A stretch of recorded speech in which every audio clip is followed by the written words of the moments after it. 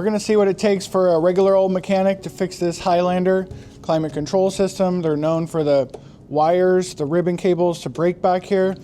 So if you're just a normal mechanic, we're gonna see if we can do it with the tools inside of the toolbox. So let's jump in. Removing this bezel is a pretty simple process. You just pry it up.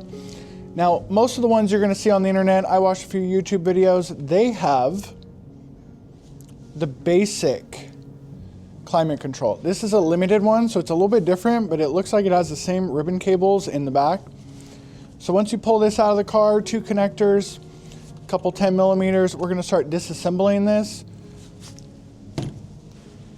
We're gonna be very gentle with this. And it looks like we have some tiny screwdrivers on the back here. So I have 3 different sizes. This one's definitely a small one. So it's a good idea to turn these by hand because they've probably been in there for about 25 years. I did try impact gun, but we don't want to break any plastic. There we go. And if you're not accustomed to rebuilding stuff, it's always a good idea to take some redundant pictures. If you're very experienced at rebuilding stuff, you'll probably laugh, but I don't frequently rebuild or repair stuff. It's just kind of repair and replace because we want to put all these bolts back into the same location. You just never know when the wrong length bolt's going to go in and cause some damage. Removed all the tiny little screwdrivers, and now we're going to pull this up. And fortunately, there's no clips on here, so it'll be a nice simple pull up. So it looks like right away we have a ribbon cable right there. So we have 2 choices. We can pry this glass off and then pull that ribbon cable up, or we can try to go in from the bottom. I personally like to do whatever is the easiest. We're gonna come in under this little glass. So now we can expose this ribbon cable and it might just pull up. There it goes.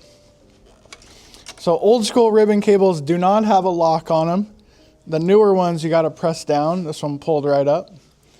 So we're gonna put this all in order. So what we're gonna do is take this little nut out. It's probably 8. Okay, so there's the problem right there. So that is the broken ribbon cable. And I will get the camera as close as it'll go.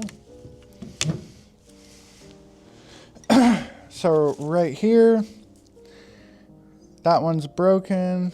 Is it broken? Yeah, that one is broken. So there's only one broken ribbon cable. So this is gonna be a little bit of a challenge because we need to solder it and push this back into place. So I got a little tiny soldering iron here. She's nice and heated up.